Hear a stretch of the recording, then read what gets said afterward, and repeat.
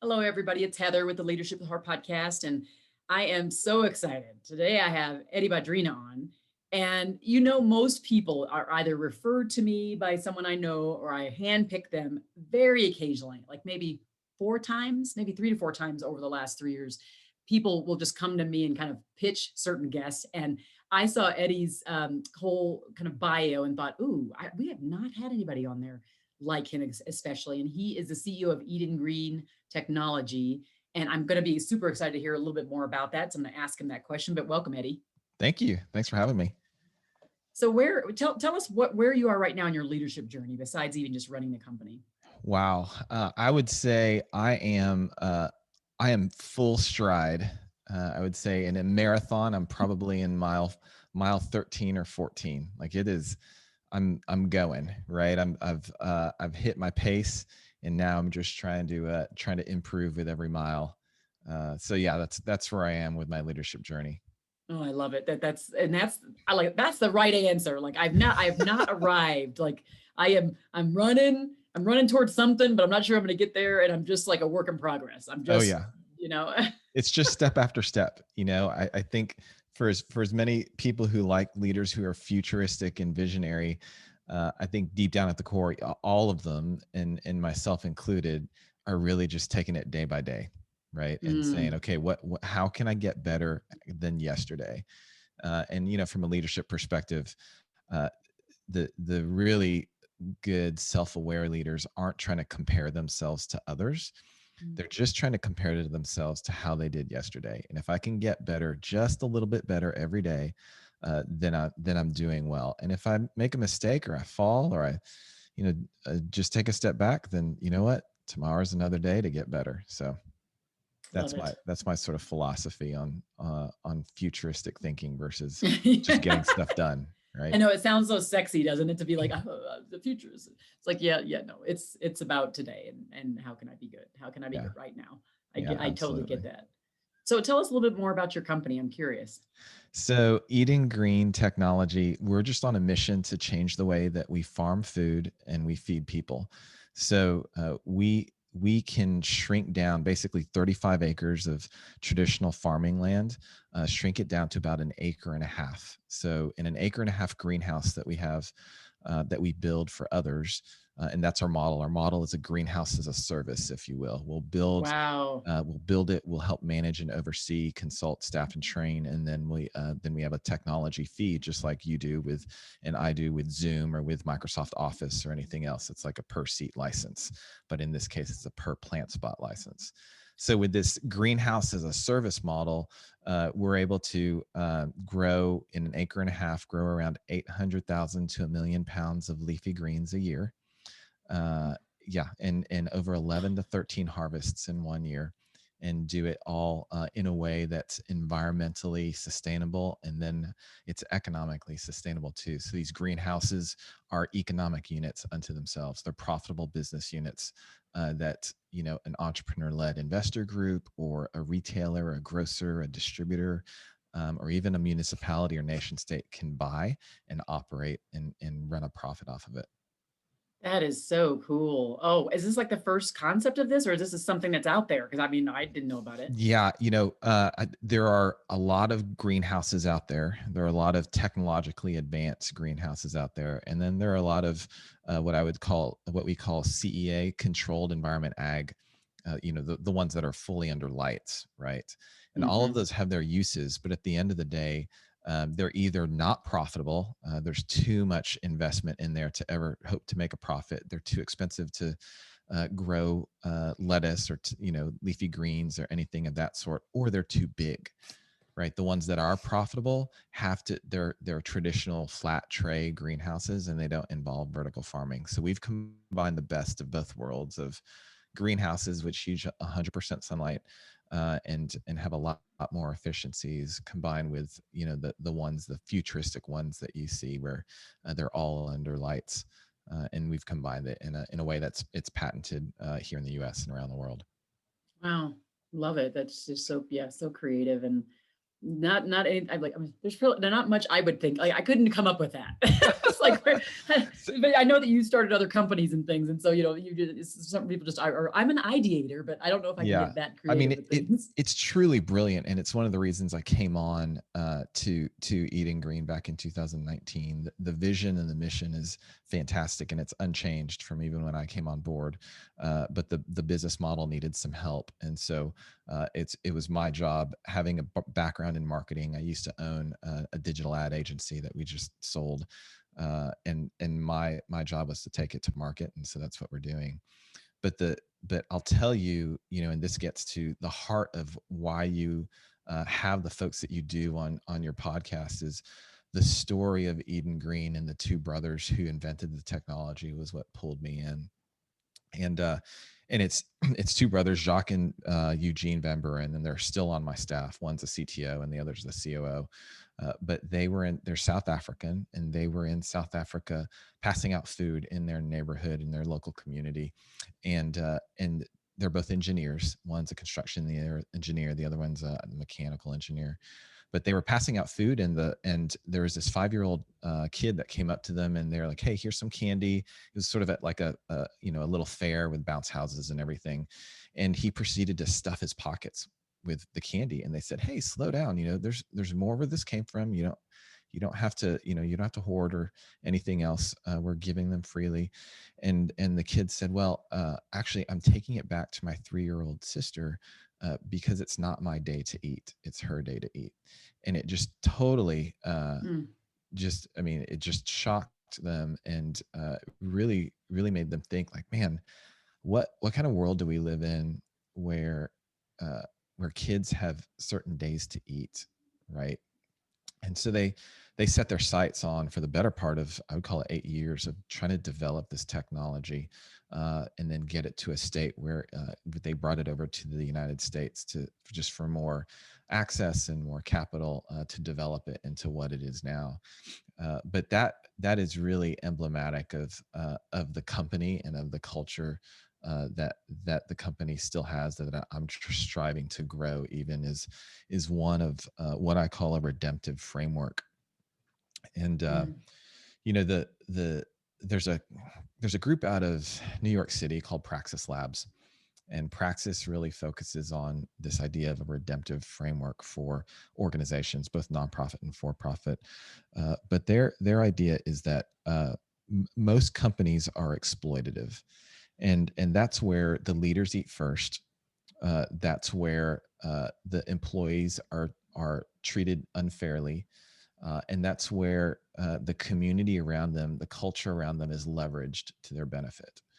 And we see those exploitative companies all over. They might not call themselves or even admit to be exploitative, but they're there, right?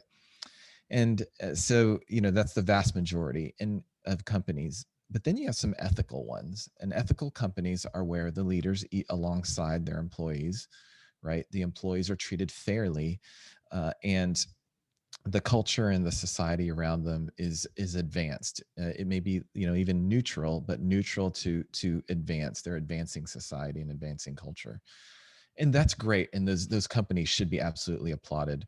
But there's a third type of company. It's the company we're trying to build, where the leaders eat last. They're sacrificial, where employees are blessed generously, and where the society and community around them are not just advanced, but they're renewed and they're redeemed. And so that's the company that I'm trying to build in Eden Green, and the seeds of it, no pun intended, the seeds of it were already there, in the way that the brothers invented the tech.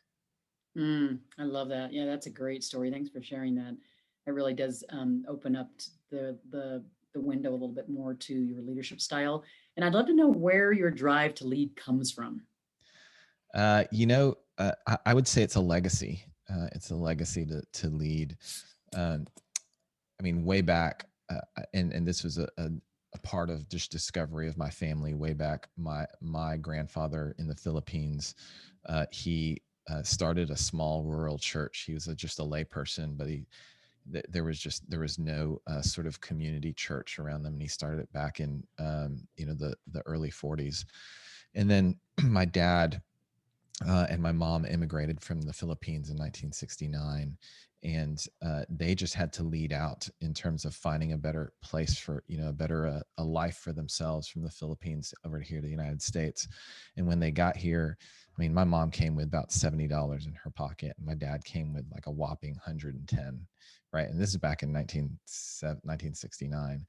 But they quickly learned to both just I would say just be themselves and lead in a community of immigrants and other Filipinos down in Houston, where I'm from. They taught my sister and I, and they just exemplified what it meant to lead just by example and by character.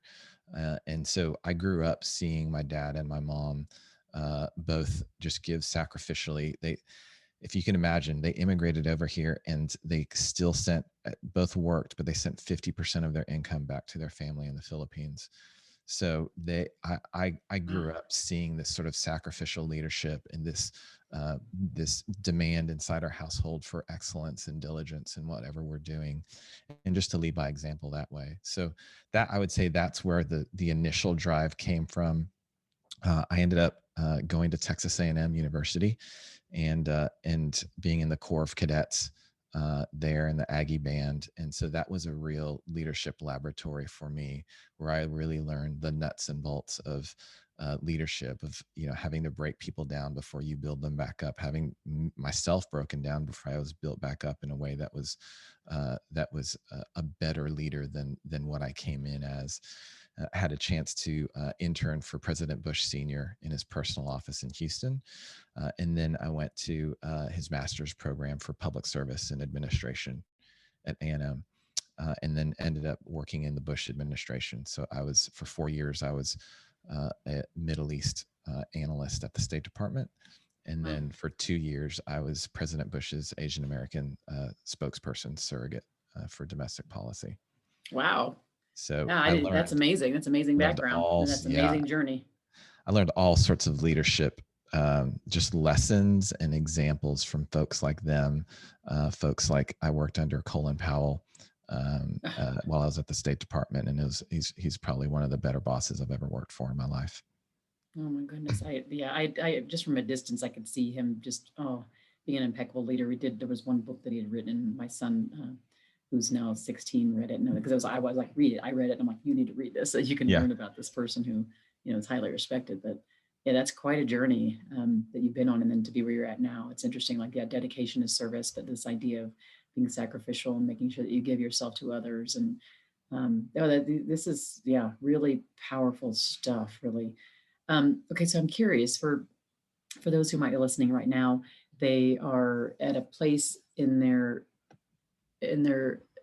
well, they need some inspiration. Let's just put it that way. And this is really where they get it. So I always tell people, like, the most interesting part of this podcast is not where we highlight all this like great, wonderful stuff. So all that stuff you just shared was all amazing, right? It's actually this next question and the real response to it that actually is what reveals the brilliance of the show. So I'd like for you to reflect on and then tell a time when you were not the best version of you. You were not the best leader. You were not the leader with heart. What did that look like specifically? If you can share a story, and then what did you do to come out of it? Man, that is a tough question. So I'll share one from my State Department days, and that is my job was to sift through a vast amount of information, both at all levels of government, all levels of security, and then deliver that product to congressmen and senators in a timely manner. And there was one, and it was right after 9/11. I distinctly remember that I missed on a crucial piece of information that was vital to some of their decision making for a House bill that was going through, and I knew I missed it. I knew I missed that piece of information that would have maybe changed their decision. And I went up to to my boss right below Secretary Powell, and I just said, "Hey, you're gonna hate to hear this, but I totally whiffed on this, and I just need to, like, I need to tell you because would much rather now than get grilled in front of a Senate committee 6 months from now. And so uh, my my boss at the time, her name was Lou Ann Linehan, and she was hard nosed as anything. She just said, "Hey Eddie, I I want to tell you, like, that was a big screw up." No lie, that is a big screw up. But I can't tell you enough how much I respect you for just telling me and being honest with me. Now let's go fix this, right? And it was really Mhm. like she could have just beat me down, but she just said, "Hey, yeah, you screwed up. Now let's go figure this out." And I think back on that, and I think it's poignant for two reasons. One, because I mean, it was a really big screw up, and obviously it's still very near and clear to me. But two, I think her response really helped form how I respond to people under me who just make mistakes, which is, okay, let's own it. Thank you for owning it. And then let's minimize the blame game, and let's just try to figure out how we solve for this. And then we can post-mortem it afterwards and say, okay, why systemically, why did we miss this? Why did you miss this? And then what can we do to fix it? But that's after the fact. I think so many times as leaders, we just like pile on. We can pile on and try to both fix the person as well as the near-term problem, as well as the long-term problem, all in that scenario. And sometimes you have to do that, but most of the time you don't. Most of the time you can just separate yourself and say, "Hey, okay, how did this go down? And let's fix this real quick, and then let's talk later when it's not so heated, when the stakes are not so high." Mhm. And that has served me well throughout my career, of just reminding myself of Lou Ann Linehan, and how she had the chance to totally just drill into me, and she decided, "Hey, we got to fix this, and then let's talk later. But thank you for being honest." Mm. Oh, that's powerful. Yeah, what you learn about yourself, but then how that whole idea of modeling what you see someone else do, like the right response.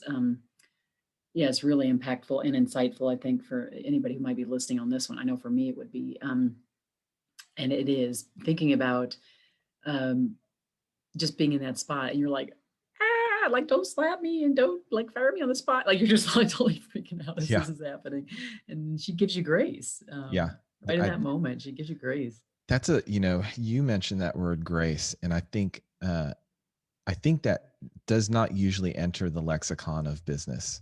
It stays somewhere in the religious, church, maybe home, right, area.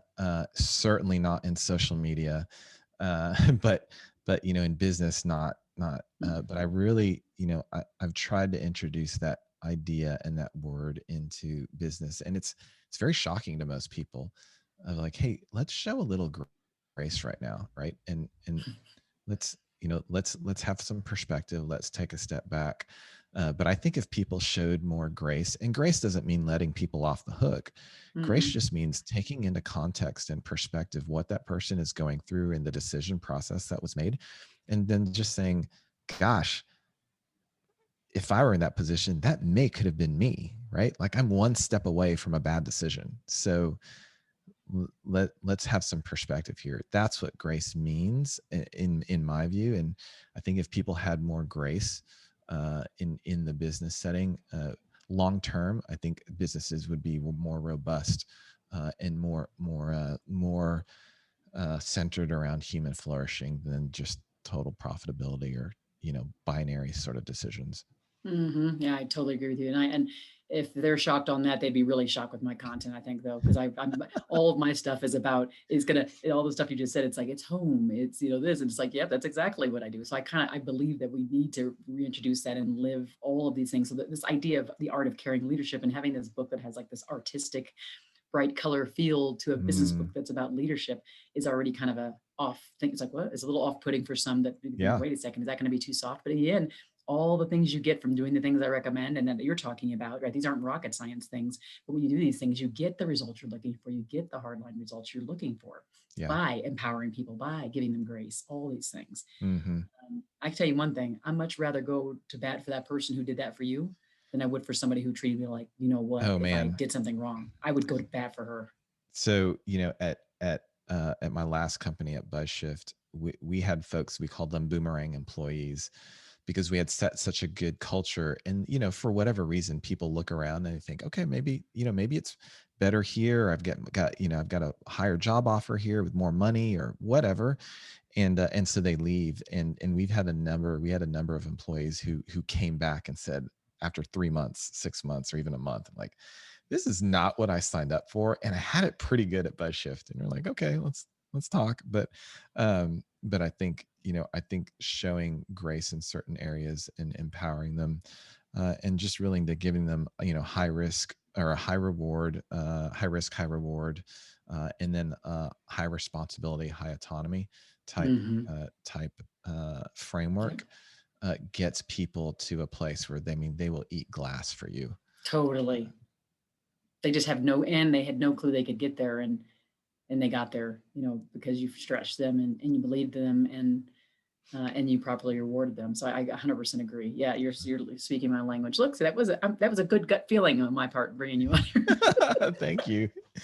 Oh Thank gosh. you. Okay, so for those who are listening right now, the leaders who they're just like they might be struggling, they might be at a crossroads, they might be at just a Mhm. turning point in their leadership, and they want to get some extra motivation. They want to just get like just those extra pearls of wisdom. What might that be for you, or for you to you that So I had a friend who asked me, he's an actually emotional wellness coach for executives, and he said, "Hey, what is the main point that you want to get across during all of your talks, or during, especially with colleagues?" And my main point is this: your identity is not in your business. You have to think with the end in mind. And the end in mind, honestly, is a tombstone. It's an obituary. And I cannot think of one tombstone where it has the business name on it, or even their title. Think about it. Like, there's It's not true. one tombstone that says CEO. There's not one tombstone that says, XYZ Corporation. It always comes back to, you know, beloved father, inspiring leader, great son, all that stuff. So if you begin with that end in mind and you work your way back, then the question becomes, okay, if that's not on my tombstone, what is? What's my identity? What do I want to be known for? And it's not my business that I started. It's not the business that I'm running. It's not even my position or my title. It's how I interact with people, how I deepen relationships with people, and in my case, how I connect like-minded colleagues and friends with one another. I find a lot of passion and joy with that. So I really think, to inspire, or just to kind of give the leaders that are listening hope, is like, man, you are more than your company, and you are more than your title.